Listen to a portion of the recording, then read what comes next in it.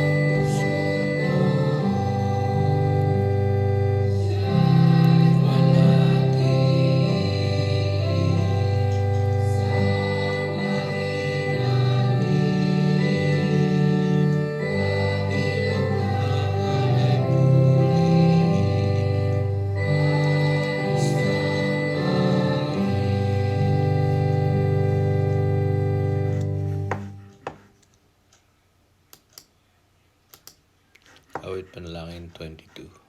Matatamis na awit.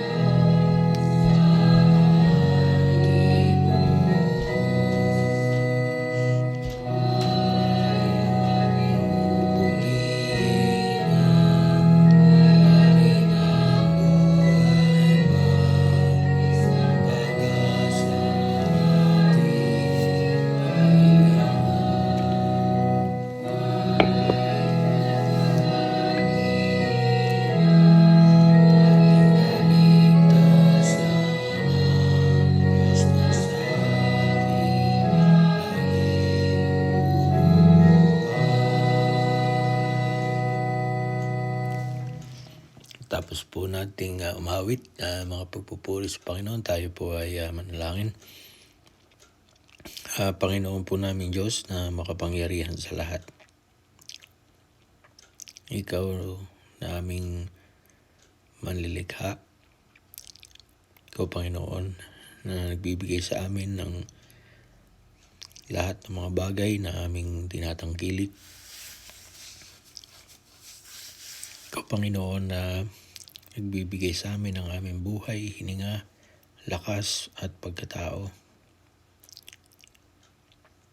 Sa iyo kami, Panginoon, nagsisikilos, gumagalaw.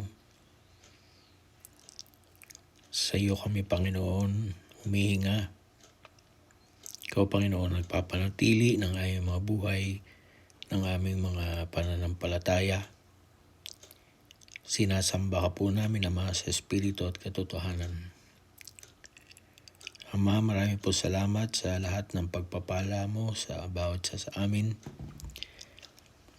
Marami pong salamat sa kabutihang loob na lagi mong ipinadarama sa iyong sambahayan, sa amin na iyong mga anak.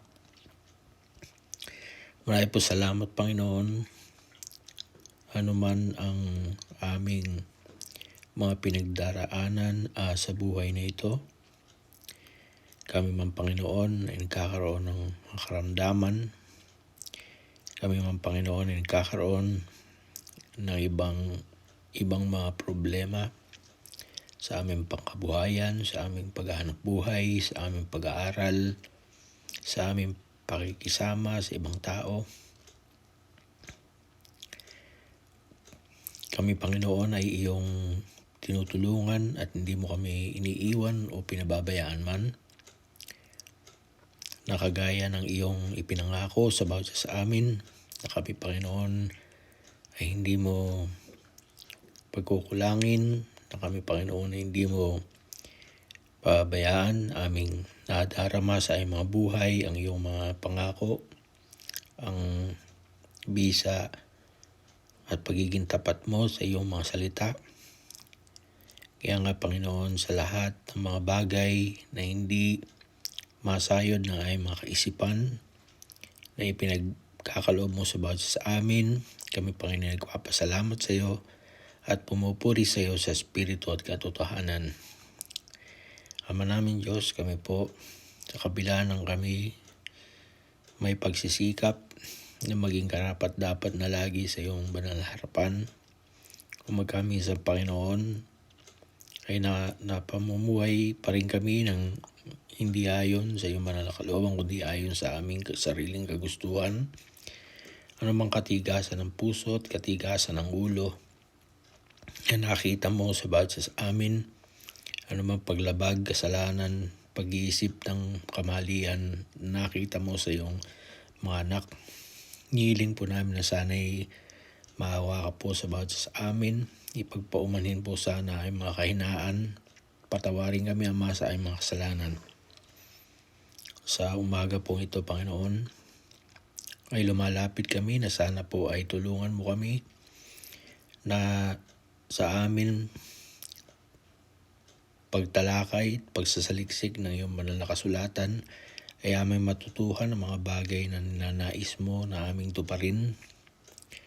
Panginoon, amin pong tinatanggap na kailangan kami ay mapaalalahanan sa aming mga pamumuhay at upang kami ay lagi ng maging sakdal sa pagkaalam ng mga mabuting mga gawain, na kami, Panginoon, ay makaalam ng iyong mga katotohanan, na sa pamamagitan nito, Ama, sa pagtupad namin sa iyong mga kalooban, matamo namin ang kaligtasan, buhay na walang hanggan.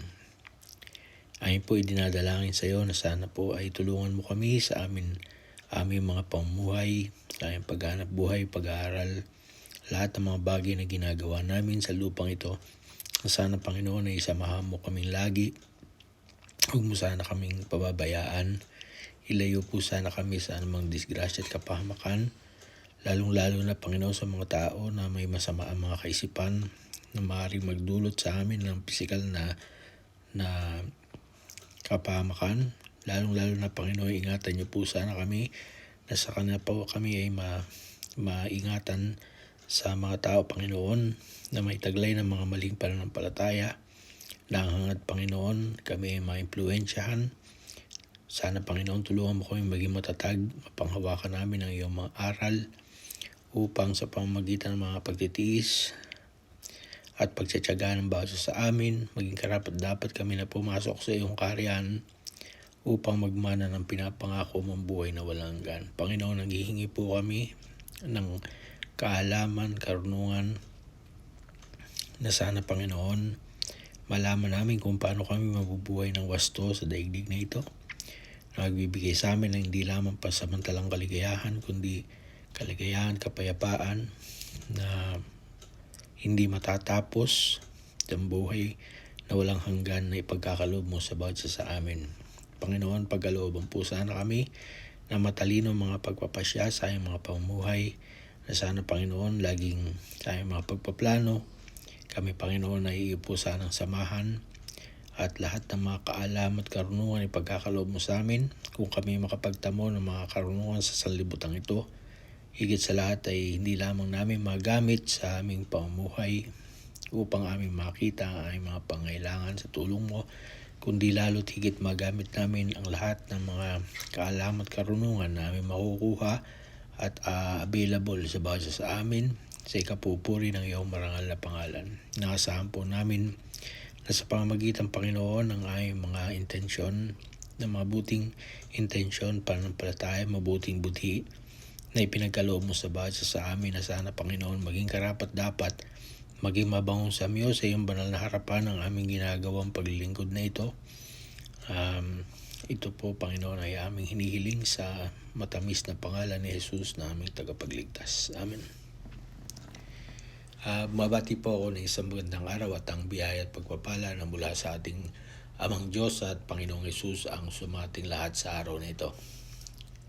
At ang ating pong Bible study para sa linggong ito ay may kinalaman po sa teknolohiya o technology. At alam natin na ang technology ay isang bagay na mabuti sapagkat ito ay nangangahulugan ng pag-unlad sa pamamagitan ng mga pagtuklas ng mga scientists o yung mga eksperto sa kanilang pagsisikap na ang ating pamumuhay ay gumaan at tumali. Ito ay ating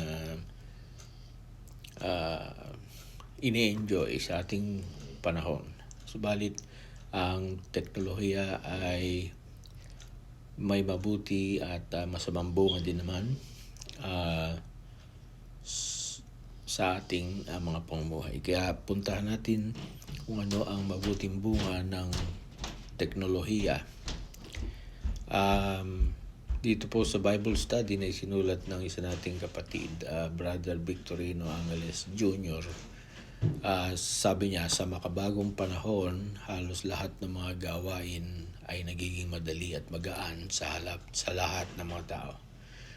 Kumpara sa noong unang panahon na mabagal ang transportasyon, komunikasyon, lumang pamamaraan ng medisina at iba pa. Sa paglipas ng panahon, pamamagitan ng talino na ibinigay ng Diyos sa mga tao ay natuklasan at naimbento ng mga tao ang iba't ibang mga bagay para sa ikagiginhawa at kadadali ng mga gawain sa araw-araw.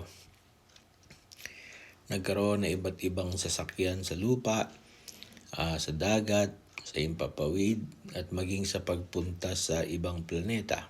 Nagkaroon na din ng radyo, TV, cellphone, satellite at maging kagamitan pandigma.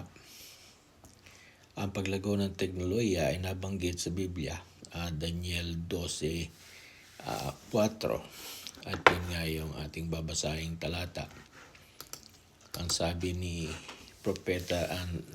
Diyos kay Propeta Daniel, pero Daniel, isara mo muna ang aklat na ito At huwag mo munang sabihin sa mga tao ay mensahe nito hanggang sa dumating ang katapusan, habang hindi pa ito ipinapahayag.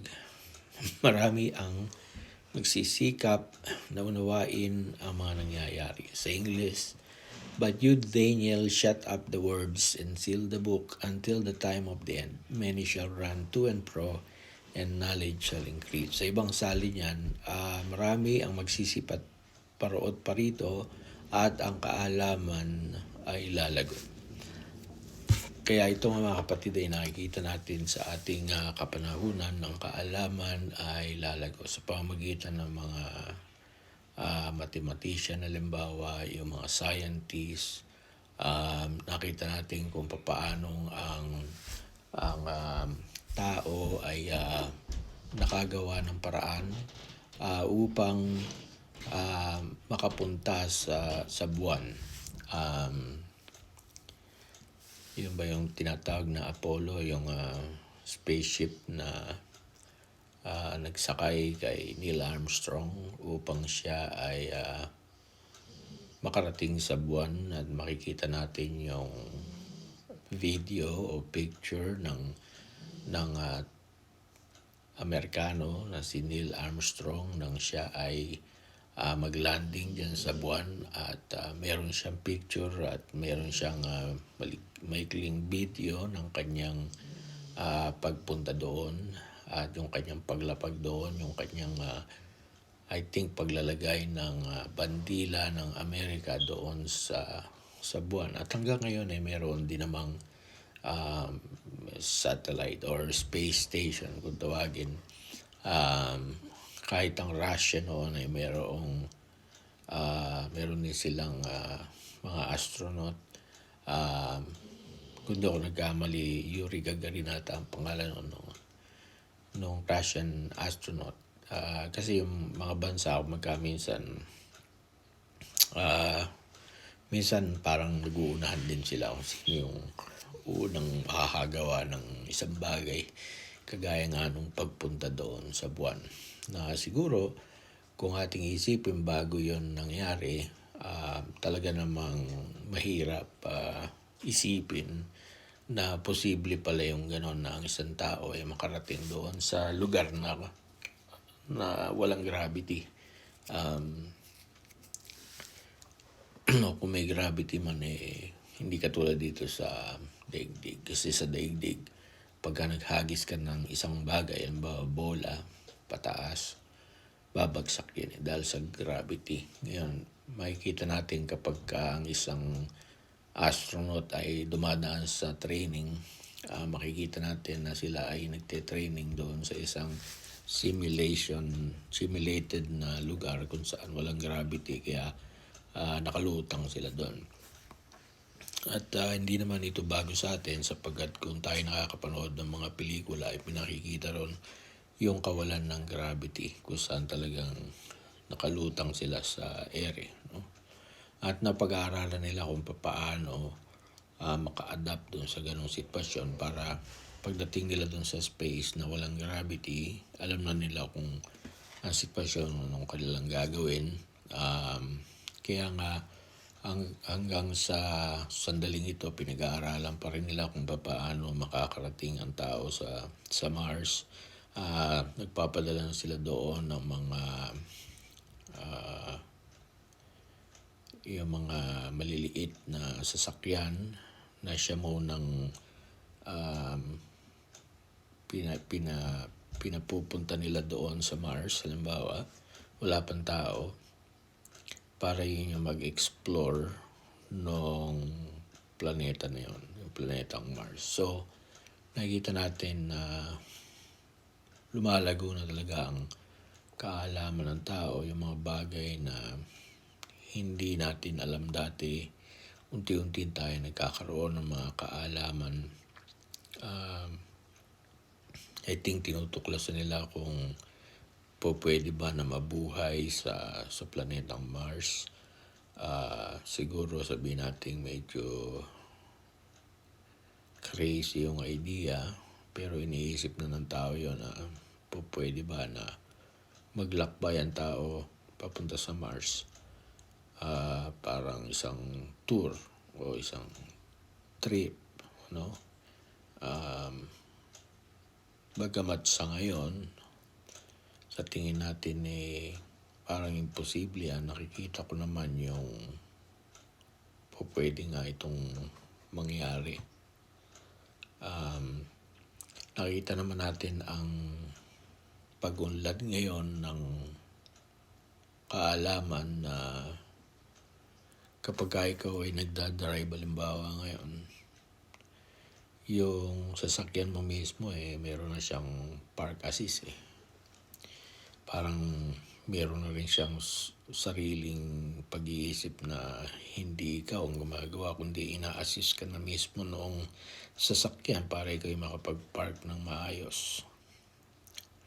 May park assist. Ngayon merong mga sasakyan na kapag ikaw ay nagdadrive sa highway at lumalagpas ka na dun sa iyong linya, nag-a-alarm na yung sasakyan na wala ka dun sa linya mo. At pag hindi mo in-steer yung sasakyan mo papunta dun sa linya mo, yung sasakyan mo na mismo ang ilalagay ganyan kinakabig niya na yung manibela. Para kang mayroong kasama doon sa harapan na kinakabig niya yung manibela para mapunta ka doon sa linya mo. Ganon mga kapatid ang teknolohiya ngayon, no? At ngayon ay tinutuklas nila kung paano ang isang sasakyan ay makakapag-drive ng wala ng driver. Na pagka ipin-program mo yung sasakyan mo, yung kotse mo halimbawa, papunta sa isang destination, so from point A to point B, ipoprogram mo yon, andun ka, nakaupo ka sa likod o natutulog ka, ang sinisikap nila ngayon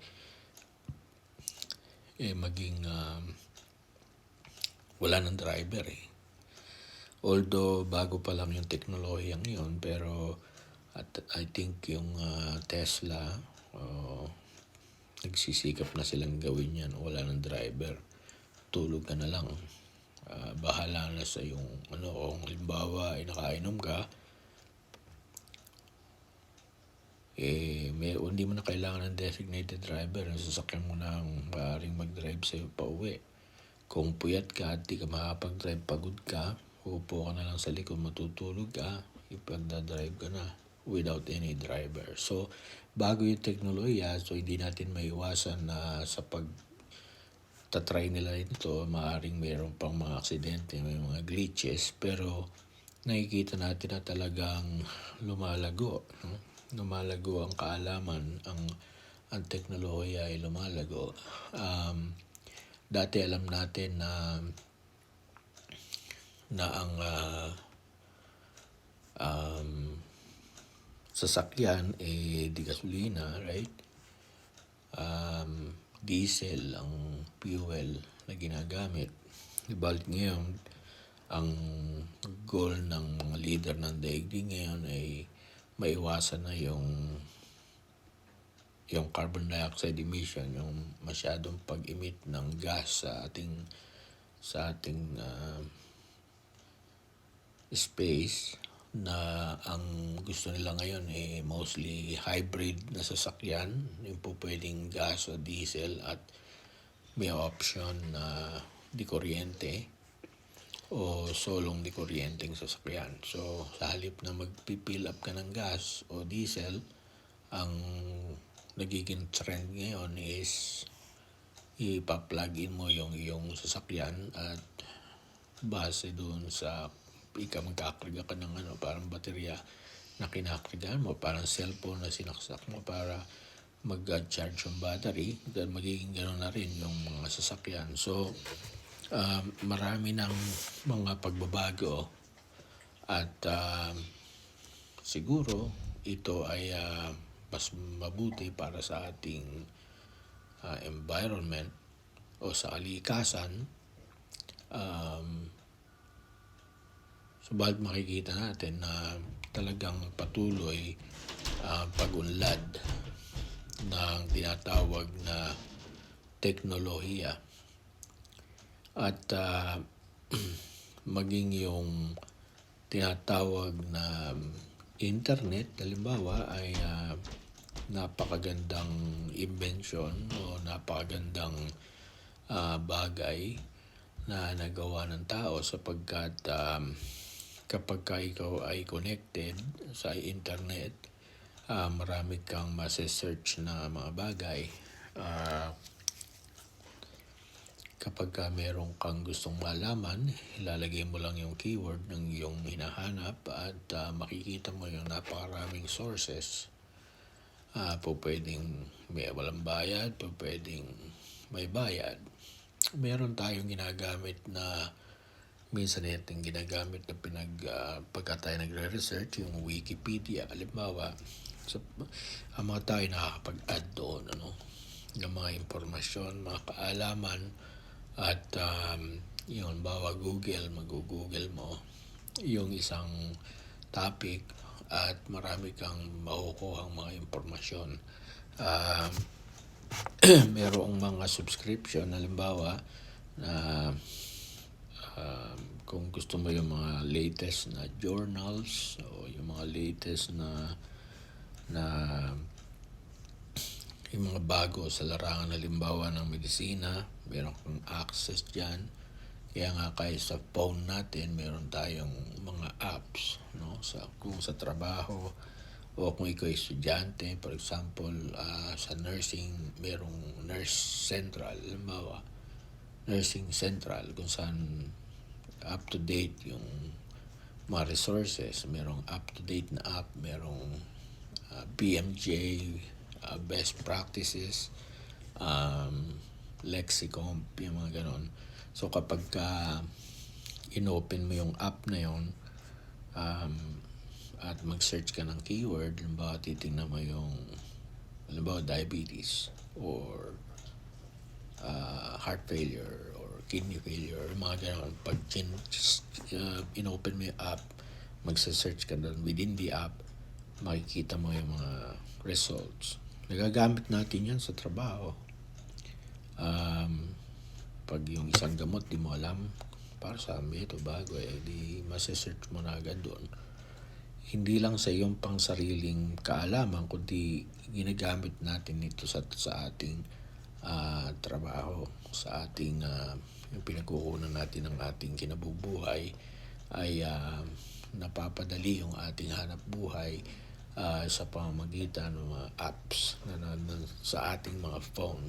So, ang computer ngayon, hindi na kailangan na malaki yung monitor, yung mga hardware, hindi mo kailangan buhatin yung bibigat na mga equipment para lang magkaroon ka ng computer. Dahil yung computer natin mismo, yung ating telepono, na ginagamit natin sa pagtawag, sa pagte-text, sa pagpunta sa Facebook o sa YouTube o sa Google, yung ang computer ay hawak-hawak na natin Dala-dala na natin kahit saan tayo magpunta. Basta meron tayong tinatawag na internet access, meron tayong connectivity, yung mga kaalaman, yung mga karanungan, yung mga bagay na dapat nating malaman para mapabuti ang ating trabaho, talagang nasa ating mga kamay na. Subalit,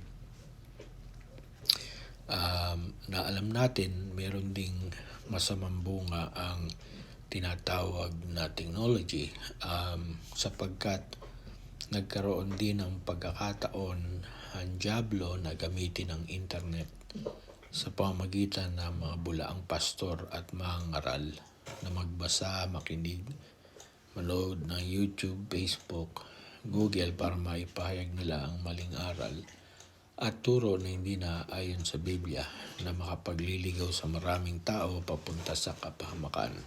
So yung Efeso 6:2, tingnan natin, sapagkat ang kalaban natin ay hindi mga tao kundi masamang espiritu sa himpapawid. Ang mga pinuno, may kapangyarihan at mga tagapamahala ng kadilimang namamayani sa mundong ito.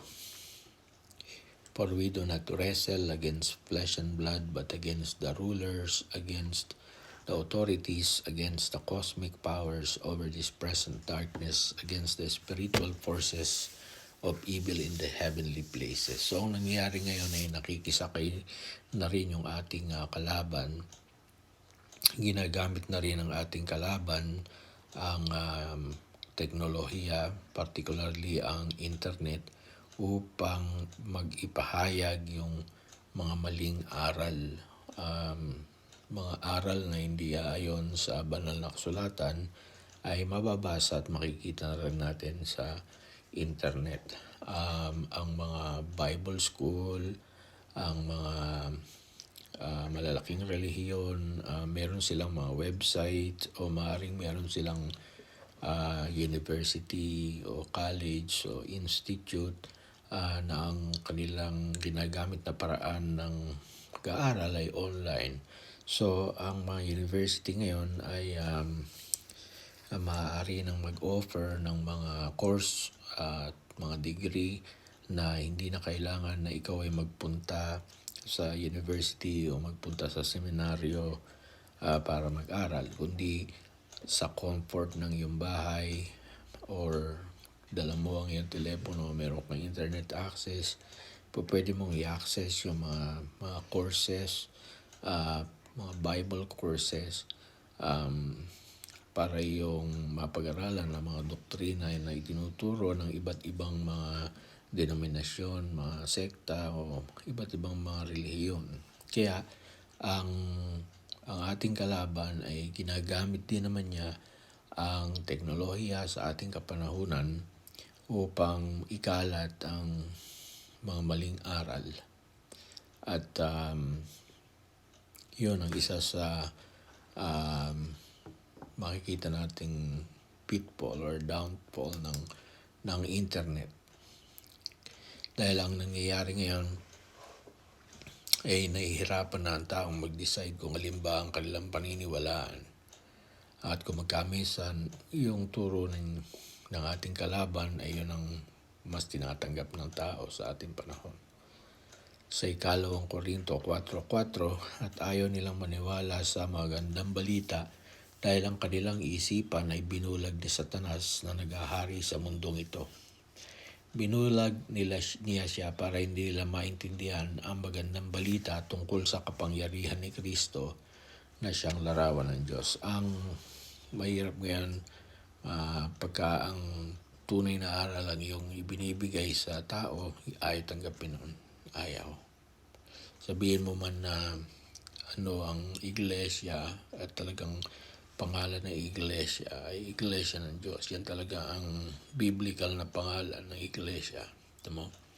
Kahit na yan ay sabihin mo sa iyong kaibigan, alam mo biblical yan, nakasulat sa Biblia, letra por letra, iglesia ng Diyos, hindi yan maniniwala.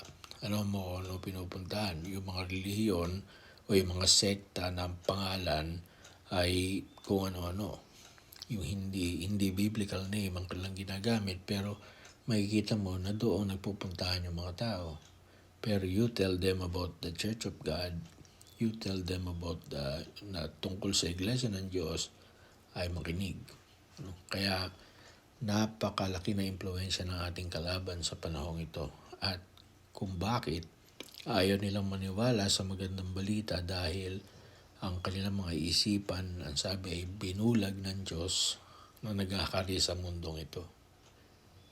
Bulag para hindi maintindihan ang magandang balita tungkol sa kapangyarihan ni Kristo na siyang larawan ng Diyos. Yun ang mahirap. Yung taong bulag na pisikal ay walang nakikita, hindi niya nakikita yung kanyang kapaligiran, hindi niya ma-appreciate ang mga kulay, di ba?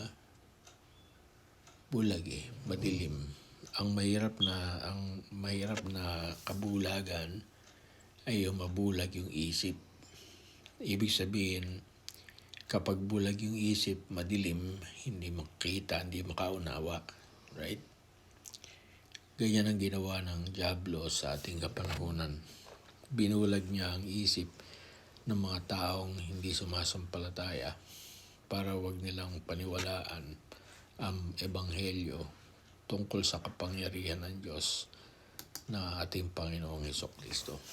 Kaya mag-iingat tayo sa ating mga nababasa sa internet. Mag-iingat din tayo sa ating mga napapakinggan o yung ating napapanood na may kinalaman sa relihiyon. Sapagkat ang ating kalaban ay hindi tumitigil. Ang sabi sa unang Pedro 5:8, humanda kayo at mag-ingat dahil ang kaaway niyong si Satanas ay umaliligid na parang leong umaatungal at naghahanap ng malalapa. Kaya ang ating kaaway ay hindi naman niya nagpapahinga. Ang ating kaaway ay umaligid at ikinumpara siya sa isang leong umaatungal at naghahanap ng malalapa. Kaya sabi, humanda kayo at mag-ingat. Pagkat gagawin ng diablo ang lahat ng paraan at kapag kami nakita siyang medyo mahina, yun ang kanyang lalapain. At isa sa mga ibinili ng ating Panginoong Hesukristo sapagkat lilitaw ang mga di tunay na Kristo at mga huwad na propeta. Magpapakita sila ng mga kagilagilalas na himala at kababalagan upang malinlang kung maari pati ang mga pinili ng Diyos. Kaya dito tayo pinag-iingat sapagkat hindi lamang yung mga nasa labas na iglesia kundi kung maaari pati yung mga pinili ng Diyos ay ililigaw. Kung maaari, lilinlangin kung maaari, pati na yung mga pinili, yung elect, mga hinirang ng Diyos. So, alam natin na ang internet ay isang napakabuting imbensyon, supalit pinag-iingat din tayo sa paggamit nito na tayo ay huwag maimpluwensyahan ng bawat naririnig natin o yung bawat nababasa natin o yung bawat napapanood natin. Sapagkat kung minsan mayroong mga mangangaral na talagang mahusay sa kanilang mga argumento. Ang iba sa kanila ay mahilig na makipagdebate, makipagdiskusyon, na parang kanilang lohika, yung kanilang paraan ng pag-argumento, pangatwiran ay napakagaling. Kaya nga, ang sabi sa atin, mag-ingat tayo doon sapagkat meron nga mga bulaang Kristo at mga bulaang propeta na magsisilitaw at kanilang ililigaw kung maaari pati na ang mga hinirang ng Diyos. Kaya tayo na mga lingkod ng Panginoon ating gamitin ng wasto ang teknolohiya, ating gamitin ng wasto ang internet.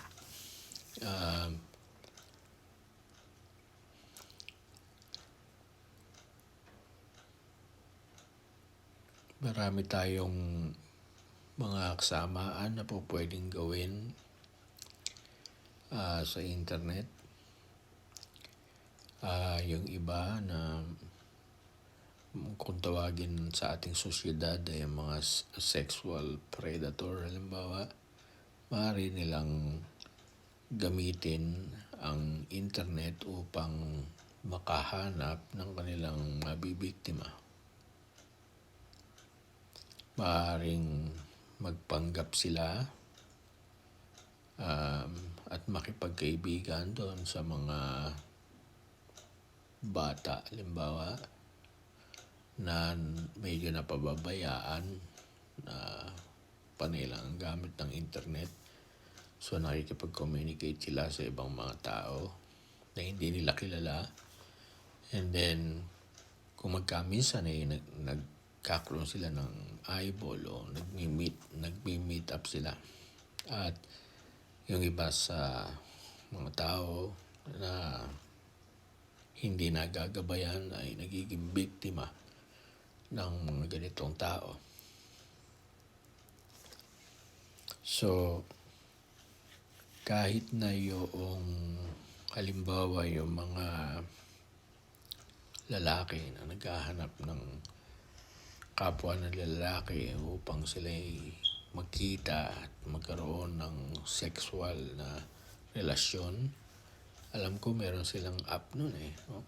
Kapag yung isang, halimbawa yung isang naghahanap ng kapwa niya lalaki, alam ko meron silang app para malaman kung saan na meron And then, matitrace nila hanggang sa sila ay mag-meet up. Kahit halimbawa yung mga prostitute, pwedeng ang magkaroon sila ng hookup sa pamamagitan ng internet. So marami rin kasamaan na pwedeng mangyari o magawa ang tao na ang ginagamit ay tinatawag na internet. Mayroong mga videos ng mga bata na pinagbibili sa internet. Mga video ng mga bata na walang damit o nakahubad. Aling pornography. Nasa internet lahat yan. At kung hindi natin magagabayan ang ating mga anak sa wastong paggamit at tamang paggamit ng internet, ay maaaring makapagpahamak sa kanila o makapagligaw sa kanila. Ang internet ay isang napakabuting imbensyon na pwedeng magamit sa iyong pag-aaral, sa paggawa ng iyong assignment, sa pagre-research, pagkuha ng mga ideas, pagkuha ng mga iba-ibang perspective o idea, opinion ng iba't ibang mga tao. Subalit ito rin ay magagamit sa kasamaan. Kaya kinakailangan din naman na tayo mag-ingat sa paggamit nito at gayon din ay mag-ingat din ang mga kabataan sa paggamit ng tinatawag na internet. Kaya nga ipaglaban mong mabuti ang pananampalataya, panghawakan mong mabuti ang buhay na walang hanggan dahil tinawag ka ng Diyos para sa buhay na ito nang ipahayag mo ang pananampalataya mo sa harap ng maraming saksi. Fight the good fight of the faith. Take hold of the eternal life to which you are called and about which you made a confession in the presence of many witnesses. Kaya habang tayo nabubuhay, tayo nakikipaglaban. At kung tayo nakikipaglaban, kinakailangan natin makapaglabang mabuti. Paglaban natin mabuti ang ating pananampalataya. Panghawakan natin ang buhay na walang hanggan. Dahil tinawag tayo ng Diyos para sa buhay na ito. Para ipagkaloob sa atin ang buhay na walang hanggan. Kaya yung aral na ating tinanggap ay ating panghawakan, panatilihan, sapagkat sa ating pananatili ay nananatili din naman ang buhay na walang hanggan. Muli, mabati po ako ng isang magandang araw at biyaya at pagpapala na mula sa ating Amang Diyos at Panginoong Hesus ang sumating lahat. Ang umawit po tayo ng number 56. Magbangon o stand up for Jesus.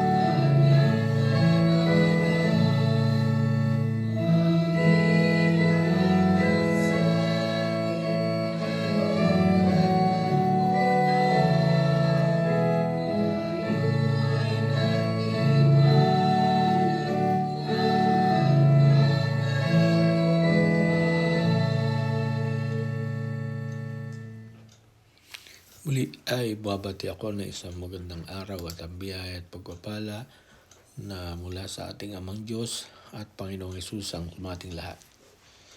Ang paksa naman natin para sa ating mensahe ay may kinalaman sa paghahanap ng tinatawag na kaligayahan at kapayapaan sa ating pamumuhay. At sa ating pamumuhay, isang bagay na ating minimithi ay magkaroon tayo ng kaligayahan, magkaroon tayo ng kapayapaan. Pagka ang isang tao ay daraos ng kanyang kaarawan, ating laging sinasabi na wini-wish natin sa isang tao na siya ay makahanap ng kanyang happiness, na matagpuan niya yung kanyang happiness o yung kanyang joy, at magkaroon siya ng tinatawag na kapayapaan sa kanyang pamumuhay. Sapagkat ito yung mga bagay na hindi maaaring mabili ng salapi.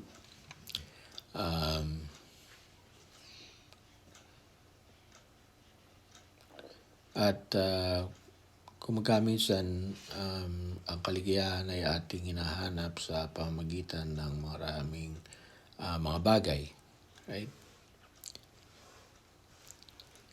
Magkaminsan iniisip natin na ang kayamanan ay magbibigay sa atin ng kaligayahan at kapayapaan. Kaya nga iniisip ng tao na kinakailangan na siya ay magtrabaho ng mabuti,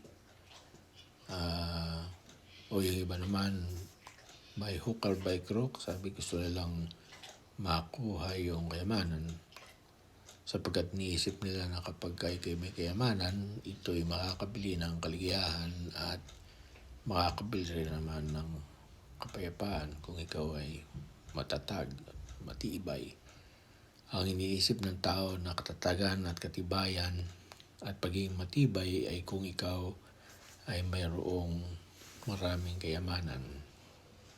Ang iba naman ay naghahanap ng kaligayahan at kapayapaan sa pamamagitan ng pagbibigay sa kanilang natural na hilig. Kung ito ay sa pamamagitan ng sex o sa pamamagitan ng paggamit ng mga illegal na o bawal na gamot na sa kanilang tingin na yung pagiging high ay isang uri ng kaligayahan, at kapag sila ay high, maaaring magbigay ng pasamantalang kapayapaan. Subalit para sa mga lingkod ng Diyos ay hindi ito ang basihan ng kaligayahan at kapayapaan. Pumasa muna tayo ng isang talata sa Banal na Kasulatan, yung 6:4-5 ng Galatia. Ang sabi, dapat suriin ng bawat isa ang ginagawa niya, at kung mabuti ang ginagawa niya, magalak siya. Pero huwag niyang ikukumpara ang sarili niya sa iba, dahil may pananagutan ng bawat isa sa kanyang ginagawa. So ang pinakamalaking kamalian nating magagawa sa ating buhay, yung ating ikumpara yung ating sarili sa iba. Na lagi nating inilalagay na tayo halimbawa ay mas mabuti kaysa ibang mga tao. At kung magkamisan ang ating palagay ay mas mabuti tayo kaysa iba, ay nagbibigay ito ng kaligayahan sa ating mga puso. Kung sa tingin natin tayo ay mas mainam o mas magaling kaysa sa ibang mga tao, lagi nating ikinukumpara yung ating sarili sa iba. At kung makita natin na parang mas mabuti ang iba kaysa sa atin, na hindi tayo mapalagay o hindi tayo mapakali, kaya malungkot tayo at wala sa atin yung kapayapaan sapagkat naiisip natin na yung iba ay mas mabuti o mas magaling ang kanilang pamumuhay kaysa sa atin. Subalit, ang sabi ng banal na kasulatan, huwag nating ikumpara ang ating sarili sa iba. Yung ating ginagawa ay ating dapat nasuriin. At kung ang ating ginagawa ay mabuti, tayo ay magalak doon.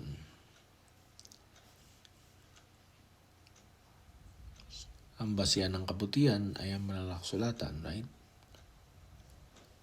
Kung ang ating ginagawa ay matuwid, magalak tayo na tayo ay nakagagawa ng matuwid at hindi na natin dapat na ikumpara yung ating sarili sa iba na parang iniisip natin na tayo ay mas mabuti sa iba at iniisip natin na ang tingin ng Diyos ay ganun din.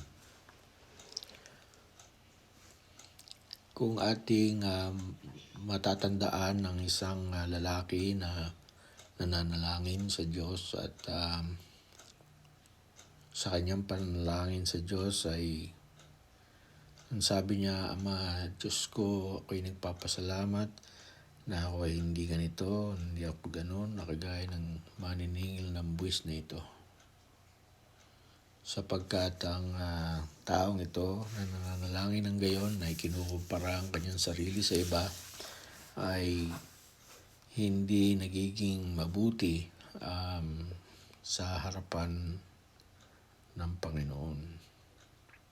Kung ating ginagawa ay mabuti, magalak tayo sa Panginoon at hindi na natin kailangang ikumpara yung ating sarili sa iba. Panginoon, nagpapasalamat ako na ganito, ako'y gumagawa ng ganito, nag-iikapo ako, pinibigay ko yung ikapo ng lahat ng aking mga pag-aari, ako'y naglilimos, ako ay tumutulong sa iba, hindi kaya ng taong ito, hindi kagaya ng aking katabi, hindi kagaya ng aking kapitbahay, hindi kagaya ng aking kaaway, na sila'y ganito, sila'y ganon, ako hindi ako ganon, mabuti ako, matuwid ako. So, maaring sa isang tao, it will feel good for a bit, but hindi pa rin yun ang basihan ng ating kaligayahan at ng ating kapayapaan.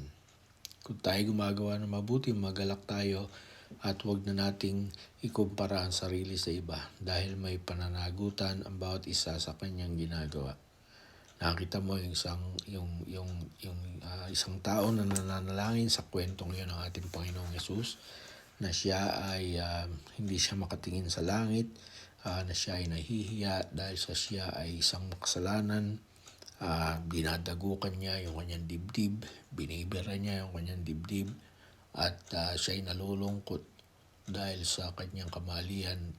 Isip niya na siya ay walang kabuluhan, na siya ay hindi karapat-dapat sa Panginoon. Mas tinatanggap siya ng Panginoon dahil sa kanyang attitude ng kababaang loob. Ang kanyang tinitingnan sa kanyang panalangin ay ang kanyang sarili. Hindi niya kinukumpara na pinagpaparangalan ang kanyang sarili na mas mabuti at mas magaling kaysa sa iba o mas mainam kaysa sa iba. Kundi ang kanyang ipinag-uukulan ng panahon ay ang kanyang sarili.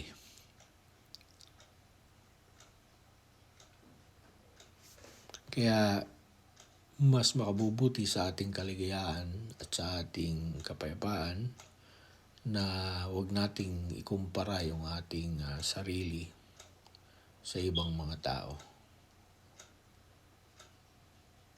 Dahil sigurado namang merong mas mabuti kaysa sa atin. So malulungkot ka na kung gano'n. Hindi gano'n. Kundi dapat na ang ating pagsikapan ay ang ating mga sarili at hindi yung ibang mga tao. Kung sabihin natin, kapatid, babayaan magtanggalin ko yung puwing sa iyong mga mata. Eh sabi sa Biblia, hindi mo nakikita yung troso sa iyong mata. Right? So dapat talaga yung sarili mo muna, yung pagbutihin. ang sarili natin, ang ating pagbutihin. Yan sa unang Korinto 3:2-3. Ang mga ipinangaral ko sa inyo ay mga simpleng aral lamang. Dahil sa hindi pa ninyo kayang unawain ang malalalim na pangaral, kahit ngayon, hindi pa niyo ito kayang unawain dahil makamundo pa rin kayo. Nag-iinggitan kayo at nag-away-away. Hindi ba't patunay ito na makamundo pa rin kayo at namumuhay ayon sa laman? Yan. Sabi ni Pablo, hindi ko pa kayo pwedeng bigyan ng ng matigas na pagkain. Gatas pa rin ang kailangan nyo kasi mga sanggol pa rin kayo, ang sabi niya. Mga sanggol pa rin kayo kung ikay nabubuhay ng ayon sa inyong makamundong pagnanasa, sapagkat kayo nag-iinggitan. Pagka pala merong inggitan o naiinggit ka, ibig palang sabihin o naisanggol ka pa sa harapan ng Panginoon. Hindi pa kayo tumanggap ng matitigas na pagkain, kundi gatas lang. Makamundo ka pa rin, ibig sabihin. Ang sinusunod mo pa rin yung sinful nature. Yan. Kaya yung inggit, hindi magbibigay sa atin yan ng kapayapaan. Nakita mo ang iyong kapwa, nainggit ka. Dahil sa sila ay meron silang mas maraming tinatangkilik kaysa sa iyo. Yung kanilang pamumuhay mas okay, nainggit ka. Hindi ka magkakaroon ng kaligayahan kung ang lagi natin titingnan na yung ating kapitbahay o yung ibang tao. Natin kukumpara natin yung ating sarili sa kanila. Kung lagi ka maiinggit, ang magiging concentration ng isip mo ay yung pagkainggit, hindi yung mabuting bagay. Lagi ka na lang nag-iisip ng masama. Siguro, mga nagtitinda ng drugs yung kaya ganyan ang kanilang pamumuhay.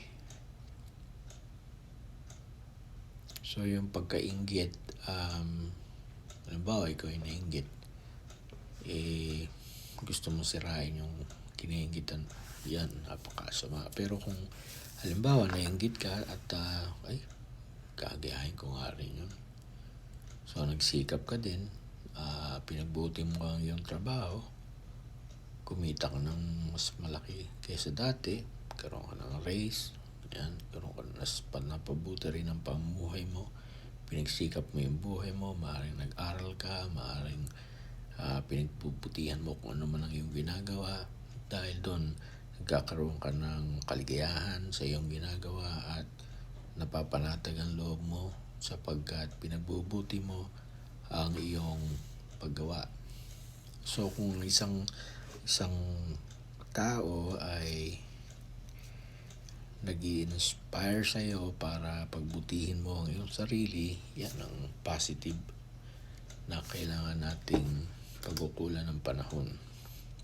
Hindi yung mga negative na vibe o yung negative na feeling o yung yung jealousy, right? Kasi minsan kapag sa trabaho, makikita natin na isang tao magaling sa kanyang ginagawa, sa halip na pagbutihin mo rin ng iyong gawain, kung ang gagawin mo, hahanap ka ng butas para sirain mo yung tao na yun, na yung kinainggitan, is not good. It's not gonna make you happy. Or if it does, panandalian lang yun. Mawawala din yun. Kaya si Apostol Pablo mismo ang nagsabi, hindi namin ibinibilang o ikinukumpara ang aming sarili sa mga iba na mataas ang tingin sa sarili. Mga hangal sila dahil sinusukat nila at kinukumpara ang kanilang sarili. Yan. So yung pagkukumpara, minsan yung iba, ang kanilang standard ay yung kanilang sarili. Na kapag ano yung kanilang ginagawa, yun ang dapat. Right? Yan, dapat sila lang yung mabuti, yung iba lagi masama. So, yung kanilang pamantayan, lagi yung sarili lang nila. Masyadong mataas yung kanilang pagtingin sa kanilang sarili na parang sila na yung parang batayan o yung pamantayan ng mabuti.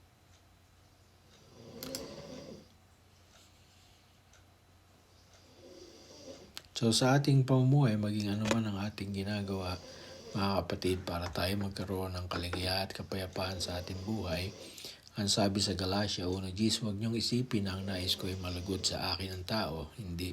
Ang nais ko ay malugod sa akin ng Diyos. Kung ang kalulugod ng taong hinahanap ko, hindi ako tunay na lingkod ni Kristo.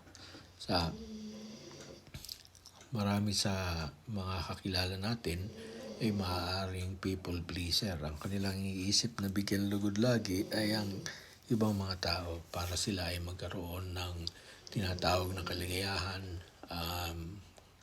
Ginagawa nila yung mga bagay para matuwa sa kanila yung mga tao. Pero ang tunay na kaligayahan at kapayapaan ay nanggagaling sa pagbibigay natin ng lugod sa Diyos. Sapagkat tayo ay mga lingkod ng Diyos, iniisip natin una lagi ay malugod ang Diyos sa atin, at ang pagbibigay ng lugod sa Diyos ang magdudulot sa atin ng kapayapaan at kaligayahan sa ating mga pamumuhay. Ang pagsunod sa utos ng Diyos na kagaya ng sinabi ng ating Panginoong Hesus sa Marcos 12:30, kaya mahalin mo ang Panginoon mong Diyos ng buong puso, ng buong kaluluwa, ng buong pag-iisip, at ng buong lakas. Itong pagsunod natin sa mga utos ng Diyos, yan ang magbibigay sa atin ng isang ganap na kaligayahan at ganap na kapayapaan sa ating mga pamumuhay. Subukan natin. At alam ko na marami na nakasubok na kapag tayo ay sumusunod sa mga utos ng Diyos, ang ating pamumuhay ay mas maligaya at ang ating pamumuhay ay mas mapayapa. Ngayong nabasa mo na ang lahat ng ito ang aking huling payo. Matakot ka sa Diyos at sundin mo ang kanyang mga utos dahil ito ang tungkulin ng bawat tao.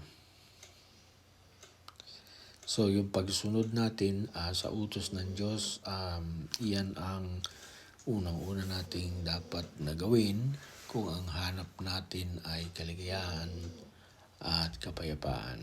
Ang kaligayahan ay natural lang na hanapin ng tao sapagkat sa ating pamumuhay, kapag tayo ay maligaya, marami tayong mabuting magagawa. Kapag ang ating pamumuhay ay payapa, ang ating isip at payapa, ay malaki ang ating magagawa upang ang ating buhay ay maging kapaki-pakinabang.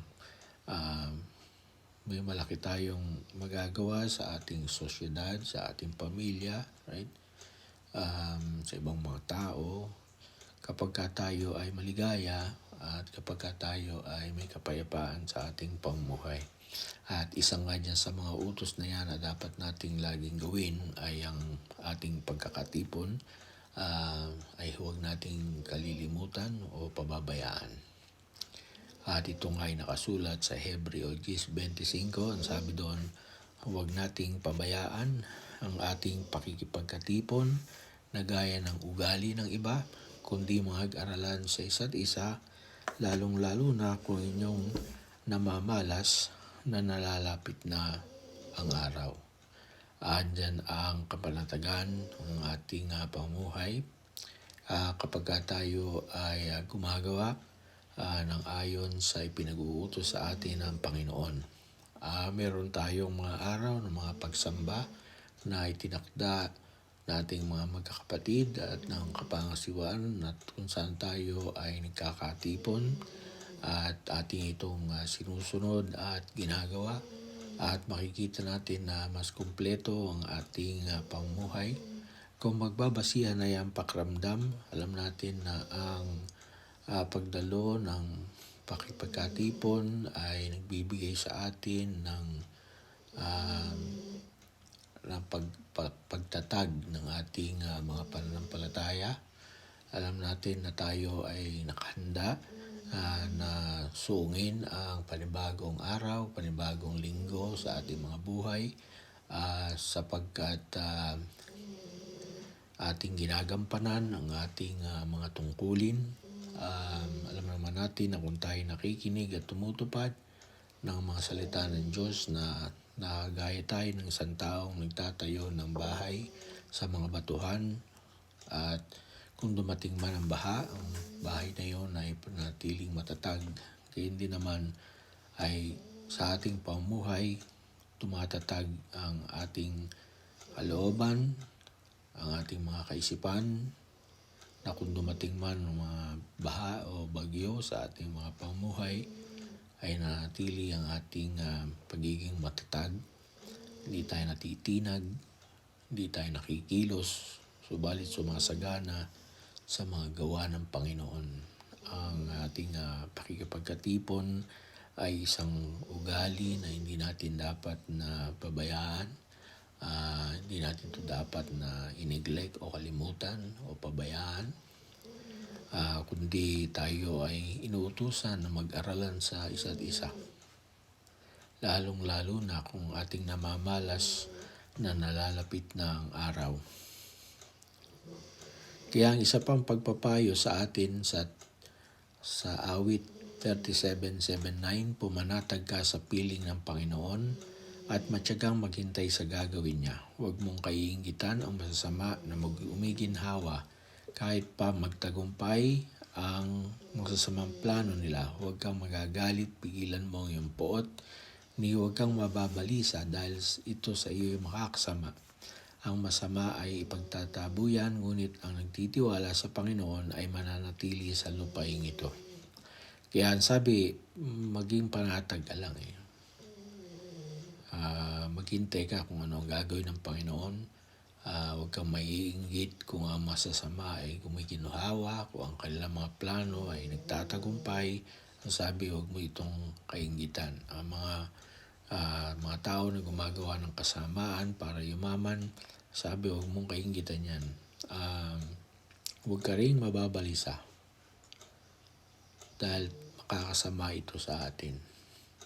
Tayo ay nababalisa sa ating kakainin, sa ating iinumin, sa ating daramtin.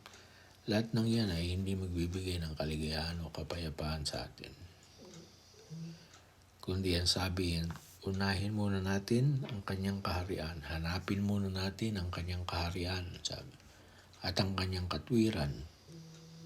At ang lahat ng mga bagay na ito ay idaragdag ko sa inyo.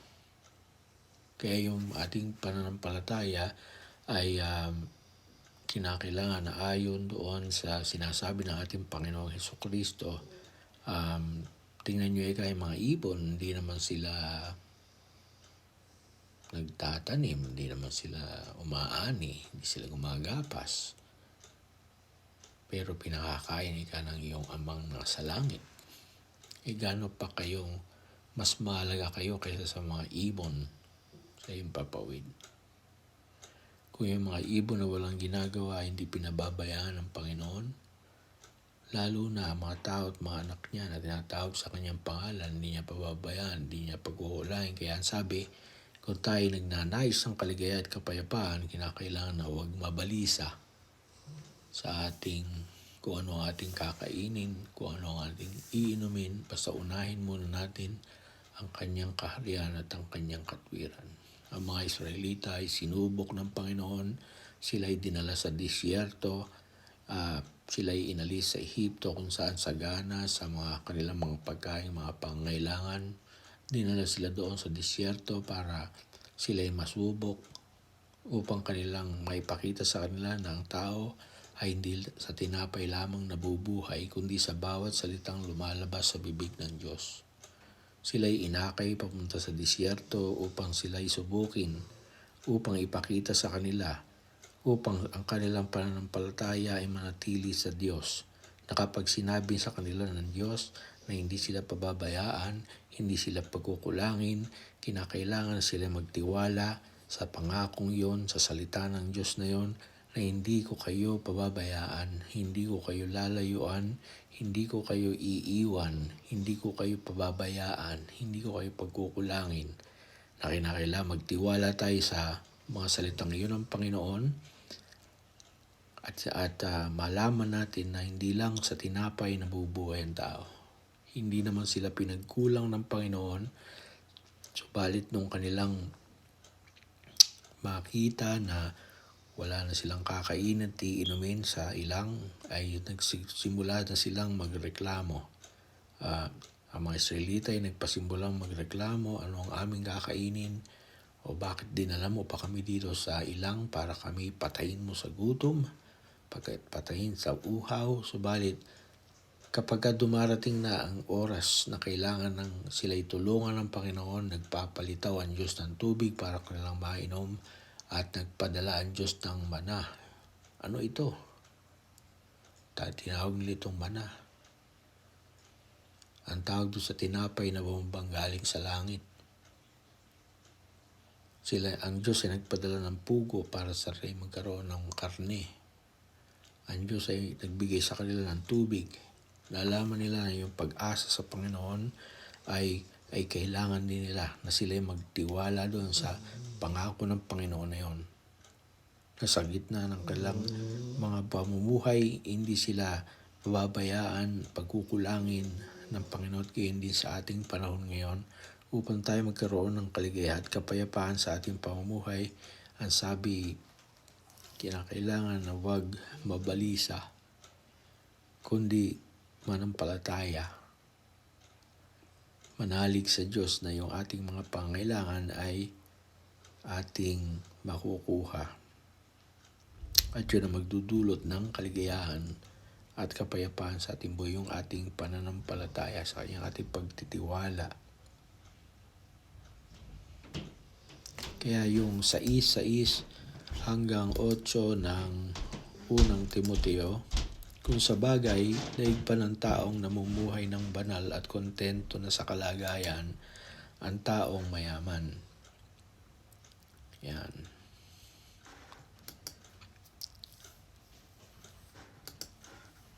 Ang totoo, wala tayong dinala sa mundong ito at wala rin tayong madadala pag alis dito. Kaya kung mayroon na tayong pagkain at pananamit, dapat na tayong makontento. So andun sa pagiging kontento yung kaligayahan at kapayapaan. Okay, sabihin natin, ito lang kinita mo ngayon. Hindi pagkasyahin mo yung kinita mo ngayon, yun lang yung meron eh. You live according to your means. And if you say, okay, this is all I have right now. Ito lang ang meron ako ngayon. So sa halip na ako ay mabalisa, okay, I'll be content right now. This is what I have. Malusog ako, wala akong karamdaman. Kung meron akong karamdaman, meron naman akong gamot. Kung magkakasakit ako, gumagaling naman ako. Ito yung kinita ko ngayon. I will live by my what I have. Makontento tayo doon, makikita natin na mas maligaya yung ating buhay. Mas mapayapa yung ating buhay kung tayo ay nakokontento. Subalit kung di tayo makokontento, wala tayong kaligayahan, wala rin tayong kapayapaan. Isipin natin na tayo ay walang dinala nung tayo panganak, wala rin tayong dadalhin pag alis natin. Kaya kung ano meron tayo ay ating ipagpasalamat sa Panginoon. So, meron tayong mga ibang mga lalampasang talata, pero yung sa awit 37:4 ay isang napakagandang pagpapaalala sa atin na sa Panginoon natin hanapin ang kaligayahan at ibibigay niya sa iyo ang ninanais mo. Delight yourself in the Lord and He will give you the desires of your heart.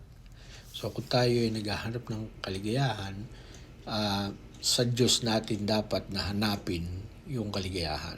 Hindi natin pwedeng hanapin ang kaligayahan sa kayamanan, sa karangyaan, sa anumang bagay na nakikita ng ating mga mata, yung kalayawan, hindi doon.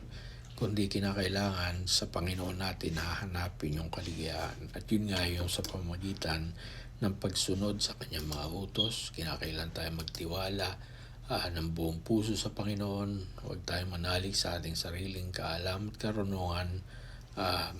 Alalahanin natin ang Panginoon sa lahat ng ating ginagawa at tuturo niya sa atin ang tamang landas. Ating tularan ng ating Panginoong Jesucristo na hindi niya kanyang binigyan lugod ang kanyang sarili, kundi kanyang binigyan lugod ay ang Diyos sa pamamagitan ng kanyang pagsunod. Hinanap niya ang kanyang kaligayahan sa Panginoon. Ang kanyang kaligayahan ay ang pagtupad. Ang kanyang pagkain ay ang kanyang pagsunod sa kalooban ng Diyos. Kaya tularan natin ang ating Panginoong Hesus na siya ay nagmasunurin sa ating Amang Diyos hanggang sa kamatayan sa krus.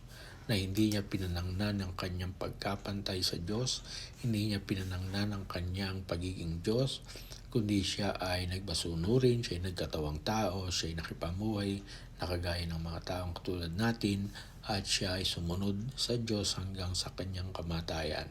Dahil dyan, binigyan siya ng Diyos ng karangalan. Siya ay binigyan ng pangalang higit sa lahat ng pangalan upang sa kanyang pangalan magsiluhod ang lahat ng mga tuhod. Sa lupa, sa langit, sa ilalim ng lupa, sa ilalim ng tubig, ano man yun, may tuhod luluhod sa pangalan ng ating Panginoong Hesus. At ito'y nangyari dahil sa kanyang pagsisikap na makaganap ng kalooban ng Panginoon. Na bagamat sabi niya, kumbaga maaari ay lumampas sa akin ang saro ng kapaitang ito, subalit huwag ang ayon sa ibig ko,